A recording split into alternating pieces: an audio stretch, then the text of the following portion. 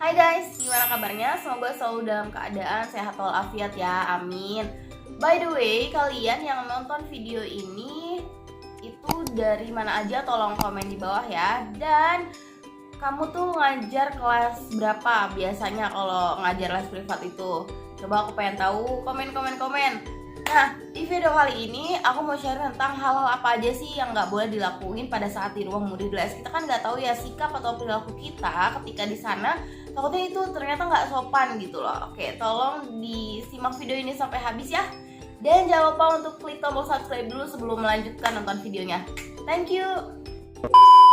Sama yaitu masuk kamar sembarangan. Wah, teman-teman, itu nggak boleh banget kalian asal nyelonong aja gitu masuk ke kamar siapapun yang ada di rumah murid les kamu gitu.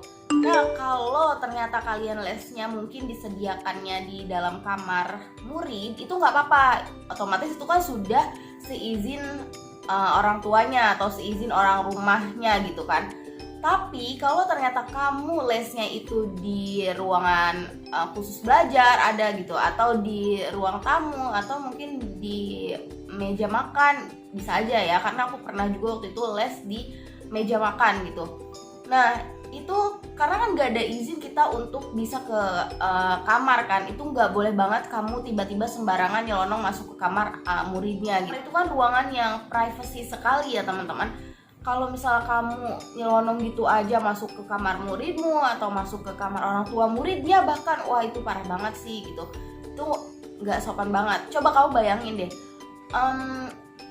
kamu punya kamar di rumah, terus tiba-tiba ada orang asing yang begitu saja masuk cuma pengen lihat-lihat atau ya iseng pengen masuk aja, itu kan kita ngerasa terusik juga ya, ngerasa nggak nyaman juga. Kayak itu nggak boleh. Yang kedua yaitu menyentuh barang-barang sembarangan gitu. Maksudnya gimana nih? Misalnya kayak gini, kamu lagi nunggu muridmu di ruang tamu nih, misalnya kamu kan lesnya di ruang tamu. Terus murid kamu belum datang kan karena lagi siap-siap misalnya ambil buku atau lagi di kamar mandi dulu atau yang dan lain sebagainya. Ketika kamu menunggu, kamu misalnya keliling di sekitar ruangan situ, terus kamu pegang-pegang barang-barang antik yang ada di situ gitu, atau barang apapun yang ada di situ. Nah, itu jangan banget teman-teman, karena apa? Pertama, takutnya nih ketika kamu sentuh barang itu jatuh. Ketika jatuh, itu kan kita nggak tahu ya harganya berapa. Terus dan juga itu tuh sangat mengganggu gitu loh. Kalau misalnya itu jatuh, terus nanti ada drama-drama apa lagi setelah itu. Misalnya orang tuanya jadi gak enak sama kamu jadi gak enak sama orang tuanya gitu, atau misalnya orang tuanya jadi apa ya, udah nggak apa-apa kak, padahal misalnya di hati ibunya gondok gitu karena itu barangnya mahal gitu. Atau kamu memecahkan sebuah candi, candi Borobudur, atau kamu memecahkan guci gitu loh. Jadi hati-hati sekali ketika kamu iseng gitu pengen megang barang-barang yang ada di rumah murid kamu. Alangkah baiknya untuk kalian cukup dilihat saja, tidak usah dipegang gitu ya. Jadi selama menunggu itu kamu ya mungkin boleh lihat-lihat, maksudnya nggak usah yang harus megang. Lihatnya tuh kayak ya udah di sekitar aja, nggak usah kayak kita jalan-jalan terus juga pegang-pegang, nggak perlu gitu teman-teman. Lagian kan kita biasa nunggu nggak terlalu lama juga ya murid kita gitu.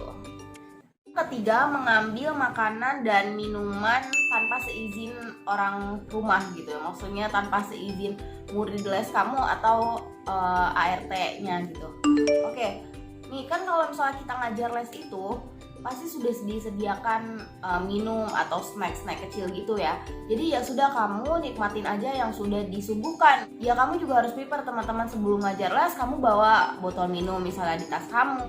Karena nggak semua orang tua murid itu ngeh gitu atau peka terhadap hal itu gitu. Ada aja kok yang ngajar les kita nggak disediain minum sama sekali gitu. Ya intinya jangan berharap banyak-banyak gitu lah ya. Kalau misal kamu dalam keadaan yang kamu haus banget gitu, terus kamu nggak bawa botol minum juga di tas kamu, terus kamu bingung nih, aduh gimana nih, seret banget nih haus gitu ya. Nah itu di situ kamu akan terguncang untuk pengen minta minum gitu, tapi kamu alangkah baiknya di situ kamu izin sama murid les kamu gitu untuk kayak, "Dek, kakak boleh nggak minta minum?" kayak gitu. Nah itu nggak apa-apa karena kamu izin. Tapi kalau kamu nyelonong gitu aja gitu ke dapur ngambil minuman, ngambil makanan, itu kan gak sopan, itu kan bukan rumah kita ya teman-teman gitu. Alangkah baiknya kamu izin dulu sama ART-nya mungkin atau sama adenya. Kalau misalnya adenya yang ngerti, kan aku pernah juga lupa waktu bawa minum, terus ART-nya lupa ngasih minum juga ke aku tuh ya. Nah aku bilang, "Dek, kakak boleh minta minum." Akhirnya si muridnya itu bilang sama pembantunya, sama mbaknya, langsung kayak manggil, Mbak, tolong ambilin air ya buat Kak Mia gitu atau Kak Mino, biasa kayak gitu.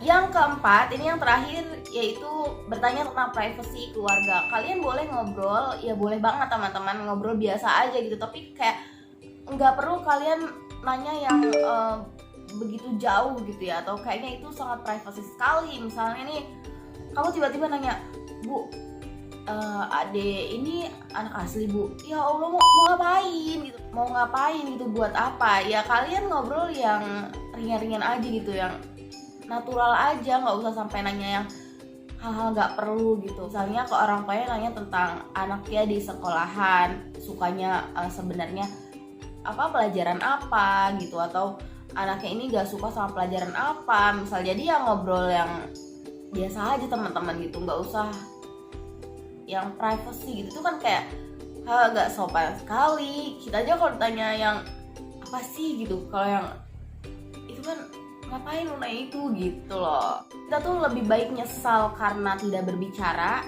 daripada menyesal karena berbicara gitu. Soalnya kalau misalnya kita nyesel udah ngucapin sesuatu kan bingung juga ya nariknya gitu, gimana cara narik omongan gitu kan. Jadi nyesel, kepikiran nantinya kalau kita salah ngomong. Tapi kalau kita nyesel karena diem aja, itu mungkin bisa teratasi ya. Jadi nanti kapan-kapan kan bisa ngomong gitu ya, next time gitu kalau ketemu lagi. Kalau salah ngomong itu ribet kan teman-teman. Oke, jangan lupa untuk klik tombol subscribe, like, comment, and share video ini ke teman-teman kalau dirasa ini bermanfaat. Thank you for watching and see you in the next video ya. By the way, aku bikin video apa lagi setelah ini? Komen di bawah.